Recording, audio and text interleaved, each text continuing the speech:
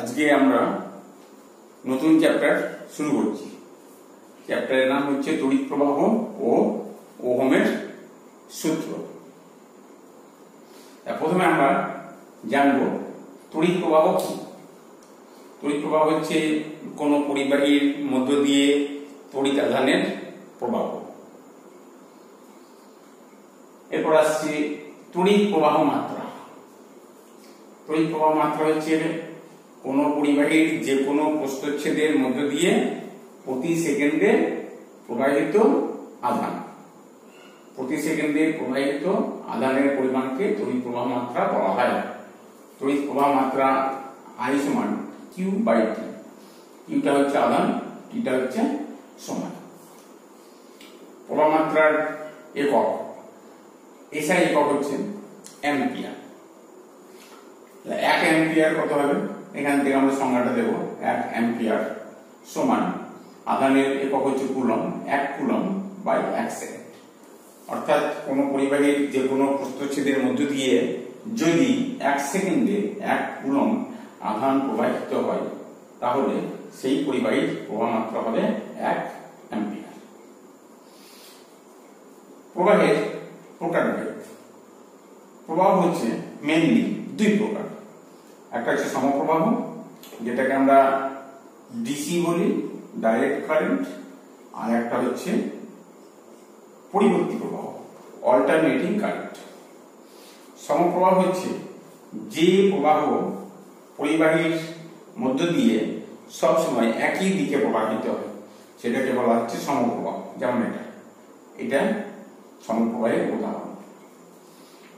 আর যে প্রবাহ পরিবাহীর মধ্য দিয়ে সময়ের সঙ্গে সঙ্গে দিক চেঞ্জ করে অর্থাৎ অভিমুখ পরিবর্তন করে সেটাকে বলা হচ্ছে পরিবর্তী প্রবাহ। যেমন সবসময় সময়ের সঙ্গে সঙ্গে এর অভিমুখটা পরিবর্তন হচ্ছে, অর্থাৎ এই রেখার সাপেক্ষে একবার উপরে একবার নিচে, একবার উপরে একবার নিচে প্রবাহিত হচ্ছে। এটা হচ্ছে পরিবর্তী প্রবাহ। এটাই হলো প্রবাহের প্রকারভেদ। এরপর আমরা আসবো যে তড়িৎ চালক বল বলতে আমরা কি বুঝি। তড়িৎ চালক বলের জন্য পরিবাহীতে তড়িৎ প্রবাহিত হয়। তড়িৎ চালক বল হচ্ছে যখন কোন তড়িৎ উৎস বহির্বর্তনীতে প্রবাহ পাঠায় না, অর্থাৎ বর্তনী যখন খণ্ডিত অবস্থায় থাকে তখন সেই তড়িৎ উৎসের দুই প্রান্তের মধ্যে যে বিভব প্রভেদ থাকে সেই বিভব প্রভেদকে বলা হচ্ছে তড়িৎ চালক বল। এই সংজ্ঞাটা আমরা ক্লাস 10 পড়েছি। তড়িৎ চালক বলের একক হচ্ছে ভোল্ট। বিভব প্রভেদের একক ভোল্ট, তড়িৎ চালক বলের একক হচ্ছে ভোল্ট। আর তড়িৎ চালক বল মাপার যন্ত্র হলো পোটেনশিওমিটার। পোটেনশিওমিটার যন্ত্রের সাহায্যে তড়িৎ চালক বল মাপা হয়। এরপর আমরা আসবো তড়িৎ কোষ কাকে বলে এবং বিভিন্ন প্রকার তড়িৎ কোষ নিয়ে আমরা আলোচনা করব। তড়িৎ কোষ। তড়িৎ কোষ হচ্ছে যে ধরনের তড়িৎ উৎসের ভিতরে কোনো সচল যন্ত্রাংশ থাকে না তাকে বলা হচ্ছে তড়িৎ কোষ। তড়িৎ কোষের দুটো ভাগ আছে, একটা হচ্ছে প্রাথমিক তড়িৎ কোষ আর একটা হচ্ছে গৌণ তড়িৎ কোষ। প্রাথমিক কোষ কাকে বলে এবং গৌণ কোষ কাকে বলে আমরা দেখব। প্রাথমিক কোষ 1 নম্বর, আর 2 নম্বর হচ্ছে গৌণ কোষ। প্রাথমিক কোষ হচ্ছে এই ধরনের কোষে রাসায়নিক শক্তিকে তড়িৎ শক্তিতে রূপান্তরিত করা হয়। যেহেতু বাহ্যিক কোনো তড়িৎ উৎসের সহায়তা ছাড়াই এই ধরনের কোষে তড়িৎ শক্তি পাওয়া যায়, তাই এই কোষটাকে বলা হচ্ছে প্রাথমিক কোষ। প্রাথমিক কোষের উদাহরণ হচ্ছে সরল ভোল্টীয় কোষ, লেগল্যান্স কোষ, নির্জল কোষ, ড্যানিয়েল কোষ। এগুলো হচ্ছে প্রাথমিক কোষের উদাহরণ। গৌণ কোষ কি? গৌণ কোষ হচ্ছে এই ধরনের কোষের রাসায়নিক শক্তিকে তড়িৎ শক্তিতে রূপান্তরিত করা হয়। তবে এই ধরনের কোষ বারবার ব্যবহার করতে হলে কোষটিকে তড়িৎ আহিতকরণ করতে হয়, অর্থাৎ এই কোষকে চার্জ দিতে হয়। একবার চার্জ শেষ হয়ে গেল, চার্জ শেষ হলে আমরা আবার চার্জ দিই, চার্জ দিলে সেই কোষটা আবার পুনরায় ব্যবহারের উপযোগী হয়ে ওঠে। কিন্তু প্রাথমিক কোষ হচ্ছে একবার শেষ হয়ে গেলে সেই কোষটাকে কিন্তু ফেলে দিতে হয়, সেটা কিন্তু আর পুনরায় ব্যবহার করা যায় না। গৌণ কোষের উদাহরণ হচ্ছে ক্ষারীয় সঞ্চয়ক কোষ, লেড অ্যাসিড সঞ্চয়ক কোষ, এগুলো হচ্ছে গৌণ কোষের উদাহরণ। এছাড়া আর এক ধরনের কোষের কথা আমাদের জানা আছে, সেটাকে বলা হচ্ছে স্ট্যান্ডার্ড সেল, প্রমাণ কোষ। প্রমাণ কোষ বা যেটাকে বলা হচ্ছে স্ট্যান্ডার্ড সেল। প্রমাণ কোষ কি?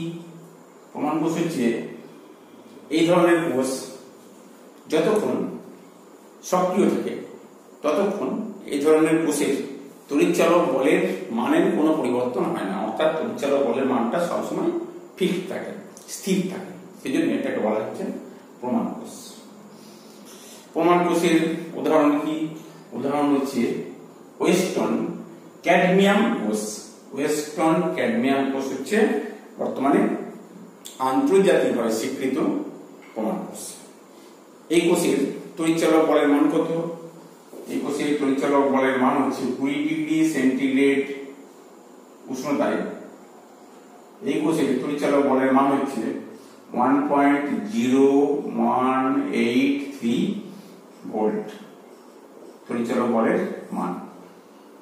ওয়েস্টার্ন ক্যাডমিয়াম কোষের তড়িৎচালক বলের মান হচ্ছে 20 ডিগ্রি সেন্টিগ্রেড উষ্ণতায় 1.0183 ভোল্ট।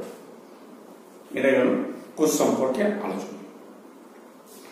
এরপর আমরা আসবো গৌণ কোষের সামর্থ্য এবং কর্মদক্ষতা। সামর্থ্য বলতে আমরা কি বুঝি? গৌণ কোষের সামর্থ্য, সামর্থ্য হচ্ছে একটা গৌণ কোষ সম্পূর্ণ আহিত অবস্থা থেকে, অর্থাৎ ফুললি চার্জড থেকে সম্পূর্ণ ক্ষয়িত অবস্থায়, অর্থাৎ ফুললি ডিসচার্জ হয়ে যাবে। সম্পূর্ণ আহিত অবস্থা থেকে সম্পূর্ণ ক্ষরিত অবস্থায় আসা পর্যন্ত ওই গৌণ কোষটি যে পরিমাণ তড়িতাদান পাঠায় সেটাকে বলা হচ্ছে সেই কোষের সামর্থ্য। সামর্থ্যের একক কি? সামর্থ্যের একক হচ্ছে অ্যাম্পিয়ার ঘন্টা। সামর্থ্যের একক অ্যাম্পিয়ার ঘন্টা, অর্থাৎ অ্যাম্পিয়ার আওয়ার। অ্যাম্পিয়ার আওয়ার, তাহলে 1 অ্যাম্পিয়ার আওয়ার কত হবে? 1 ampere hour equals to 1 ampere into 1 মানে 1 ঘন্টা মানে 3600 সেকেন্ড। অ্যাম্পিয়ার সেকেন্ড করলে কত হয়? সমান হচ্ছে 3600, এটা হচ্ছে কুলম্ব। আমরা জানি অ্যাম্পিয়ার সমান কুলম্ব বাই সেকেন্ড, সুতরাং অ্যাম্পিয়ার ইনটু সেকেন্ড করলে কুলম্ব হয়। 1 অ্যাম্পিয়ার আওয়ার মানে হচ্ছে 3600 কুলম্ব। এবার দেখা যাক এটা কোন একটা গৌণ কোষের সামর্থ্য বলা হয়েছে 50 অ্যাম্পিয়ার আওয়ার। তাহলে 50 অ্যাম্পিয়ার আওয়ার মানে এটা আমরা লিখতে পারি 1 অ্যাম্পিয়ার ইনটু 50 আওয়ার, অর্থাৎ এই কোষটি 1 অ্যাম্পিয়ার প্রবাহ 50 ঘন্টা ধরে সাপ্লাই দিতে পারে। অথবা এটা হতে পারে আমরা যদি কোষটা থেকে 2 অ্যাম্পিয়ার প্রবাহ নিই, 2 অ্যাম্পিয়ার প্রবাহ কত ঘন্টা সাপ্লাই দেবে? 25 ঘন্টা ধরে। যদি 5 অ্যাম্পিয়ার প্রবাহ নিই তাহলে 5 অ্যাম্পিয়ার প্রবাহ 10 ঘন্টা সাপ্লাই দেবে। এটা হচ্ছে সামর্থ্য এবং তার একক। এরপর আমরা আসবো কর্মদক্ষতা। কর্মদক্ষতা যেটাকে বলা হয় এফিসিয়েন্সি। কোন গৌণ কোষকে চার্জ করার সময়, অর্থাৎ আহিত করণের সময় যে পরিমাণ আধান কোষে সরবরাহ করা হয়, ক্ষরণের সময়, তড়িৎ ক্ষরণের সময়, অর্থাৎ যখন কোষটা ডিসচার্জ হচ্ছে তখন সেই পরিমাণ আধান আমরা কিন্তু ফেরত পাই না। অর্থাৎ আহিতকরণের সময় বেশি আধান দেওয়া হয় কোষে এবং ক্ষরণের সময় আধানটা আমরা কম পাই। অর্থাৎ কর্মদক্ষতা বলতে আমরা কি বুঝবো? যে প্রাপ্ত তড়িতাধান এবং প্রদত্ত তড়িতাধানের যে অনুপাত, সে অনুপাতকে বলা হচ্ছে অ্যাম্পিয়ার ঘন্টা কর্মদক্ষতা বা সিম্পলি কর্মদক্ষতা, এফিসিয়েন্সি। এটা গেল গৌণ কোষের কর্মদক্ষতা। এবার আছে প্রাথমিক কোষের সঙ্গে গৌণ কোষের পার্থক্য। তারপর পার্থক্য বলতে আমরা কি বুঝবো, যে প্রাথমিক কোষে কি করা হয়, প্রাথমিক কোষে রাসায়নিক শক্তিকে তড়িৎ শক্তিতে রূপান্তরিত করা হয়। গৌণ কোষে কি করা হয়, গৌণ কোষেও বিভিন্ন বাহ্যিক উৎস থেকে পাওয়া তড়িৎ শক্তিকে প্রথমে রাসায়নিক শক্তিতে সঞ্চয় করা হয়, পরে সেই রাসায়নিক শক্তি থেকে তড়িৎ শক্তি পাওয়া যায়। প্রাথমিক কোষের অভ্যন্তরীণ রোধ তুলনামূলকভাবে অনেক বেশি, গৌণ কোষের অভ্যন্তরীণ রোধ তুলনামূলক অনেকটা কম। প্রাথমিক কোষ থেকে উচ্চ মানের প্রবাহ এবং একটানা দীর্ঘক্ষণ স্থির মানের প্রবাহ পাওয়া যায় না। গৌণ কোষ থেকে উচ্চ মানের প্রবাহ অর্থাৎ হাই কারেন্ট এবং একটানা দীর্ঘক্ষণ স্থির মানের প্রবাহ পাওয়া যায়। প্রাথমিক কোষকে সাধারণত তড়িৎচালক বলের উৎস হিসেবে ব্যবহার করা হয়, আর গৌণ কোষকে তড়িৎ প্রবাহের উৎস হিসেবে ব্যবহার করা হয়। এই পার্থক্যটা বইয়ে দেখবে ছক করে দেওয়া আছে, এখান থেকে পড়ে নেবে। এইগুলো গেল আমার কোষ সম্পর্কে আলোচনা।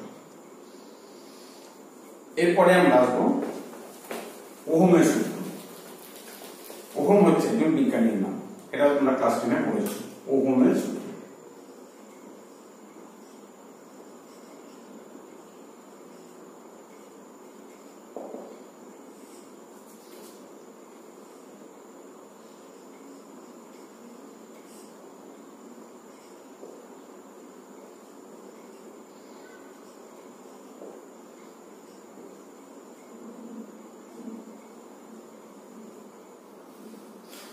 ওহমের সূত্র কি বলা হয়েছে, বলা হচ্ছে যে তাপমাত্রা এবং অন্যান্য ভৌত অবস্থা যদি অপরিবর্তিত থাকে, তাহলে কোন পরিবাহীর প্রবাহ মাত্রা সেই পরিবাহীর দুই প্রান্তের বিভব পার্থক্যের সঙ্গে সমানুপাতিক। আমরা একটা পরিবাহী ধরেছি, পরিবাহীর এই বিন্দুর বিভব হচ্ছে ভি সাফিক্স এ এবং বি বিন্দুর বিভব ধরা হয়েছে ভি সাফিক্স বি। এ থেকে বি এর দিকে আই পরিমাণ প্রবাহ মাত্রা যাচ্ছে, তাহলে এক্ষেত্রে বিভব পার্থক্য কত? বিভব পার্থক্য সমান ভি সাফিক্স এ মাইনাস ভি সাফিক্স বি সমান, এটাকে আমরা ভি ধরি, প্রবাহ মাত্রা আই। তাহলে ওহমের সূত্রানুসারে কত হবে? ওহমের সূত্রানুসারে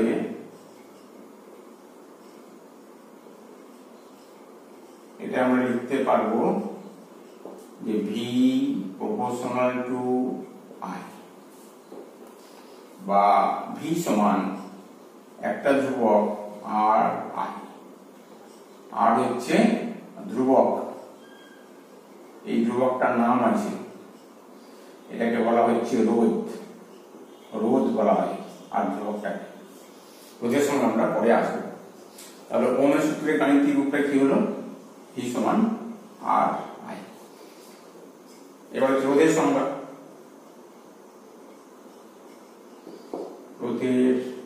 রোধের সংজ্ঞা দুই ভাবে দেওয়া যায়, এমনি একটা সংজ্ঞা আর একটা হচ্ছে ওহমের সূত্র থেকে রোধের সংজ্ঞা। রোধ হচ্ছে বাধা, এক প্রকার বাধা। যখন কোনো পরিবাহীর ভিতর দিয়ে প্রবাহ মাত্রা চলে, তখন সেই পরিবাহীটা প্রবাহের বিরুদ্ধে একটা বাধার সৃষ্টি করে, সেই বাধাটাকে বলা হচ্ছে রোধ, রেজিস্ট্যান্স। আর ওহমের সূত্র থেকে রোধের সংজ্ঞা কি হবে? ওহমের সূত্র থেকে রোধের সংজ্ঞা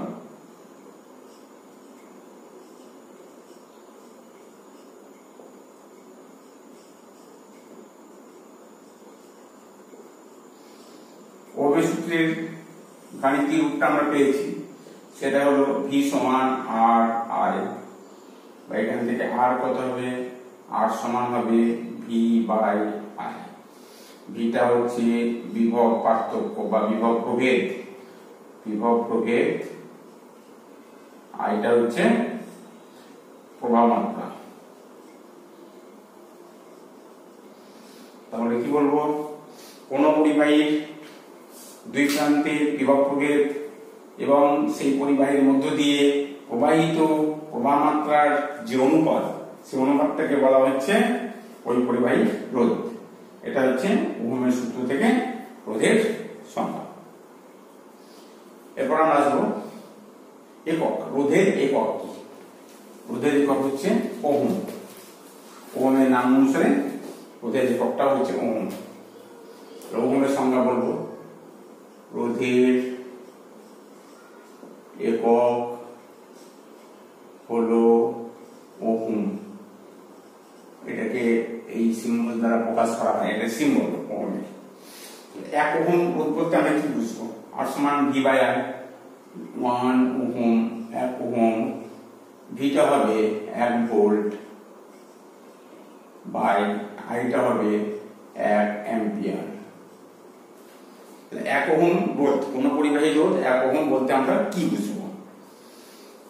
কোন পরিবাহীর দুই প্রান্তে 1 ভোল্ট বিভব পার্থক্য প্রয়োগ করলে যদি সেই পরিবাহীর মধ্য দিয়ে 1 অ্যাম্পিয়ার প্রবাহ মাত্রা যায়, তাহলে সেই পরিবাহীর রোধ হবে 1 ওহম।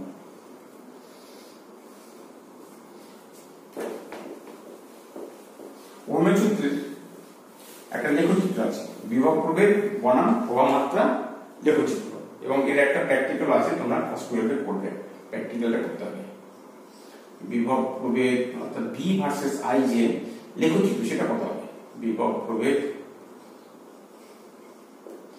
বনাম প্রবাহ মাত্রা লেখচিত্র।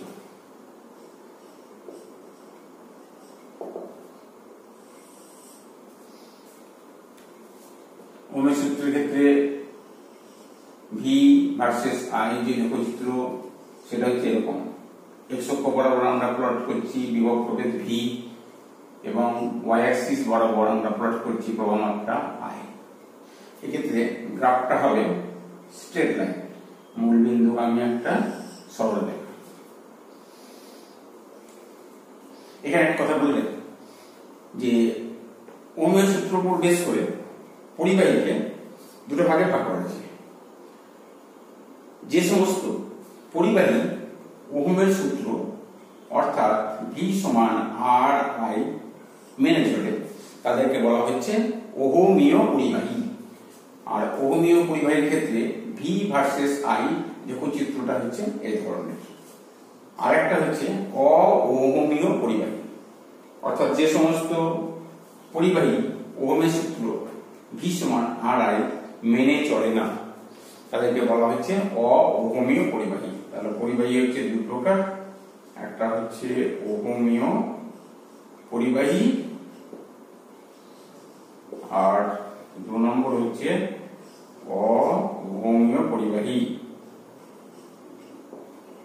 যে সমস্ত পরিবাহী ওহমের সূত্র মেনে চলে তাদেরকে বলা হচ্ছে ওহমীয় পরিবাহী, তাদের ক্ষেত্রে এই ধরনের লেখচিত্র পাওয়া যাবে। আর যে সমস্ত পরিবাহী ওহমের সূত্র মেনে চলে না, তাদেরকে বলা হচ্ছে অওহমীয় পরিবাহী।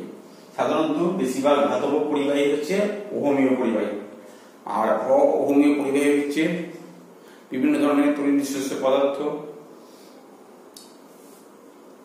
অর্ধপরিবাহী, এটা হচ্ছে অওহমীয় পরিবাহী। অওহমীয় পরিবাহীর ক্ষেত্রে ভি ভার্সেস আই লেখচিত্রটা কি ধরনের হতে পারে? এই ধরনের হতে পারে। আবার অর্ধপরিবাহীর ক্ষেত্রে যেটা আছে দেখবে তোমরা এই ধরনের হয়।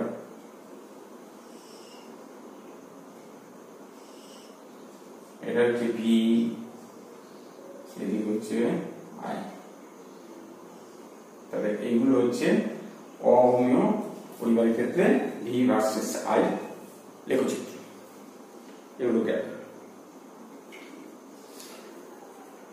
এরপর আমরা আসবো বিভিন্ন রাশির একক, একক নিয়ে আলোচনা করব। প্রথমে আমরা বলবো আধানের একক। আধানের এসআই একক কি আমরা জানি, আধুনিক এসআই একক হচ্ছে কুলম, আর সিজিএস একক হচ্ছে স্ট্যাট কুলম বা ইএসইউ। তাহলে কুলম্বের সঙ্গে ইএসইউ সম্পর্ক আছে সেটা আমরা জানি, 1 কুলম সমান 3 × 10⁹ ইএসইউ। এটা হচ্ছে আধানের একক।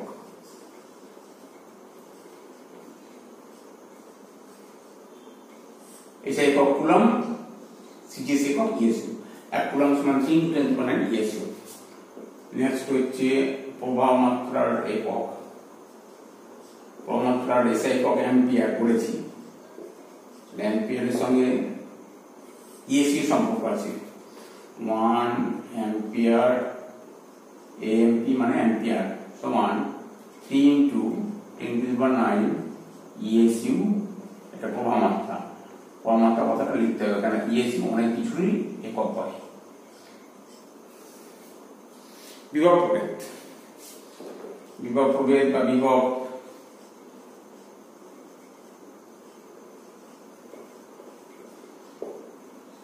প্রভেদের এসআই একক হচ্ছে ভোল্ট, সিজিএস একক স্ট্যাট ভোল্ট বা ইএসইউ।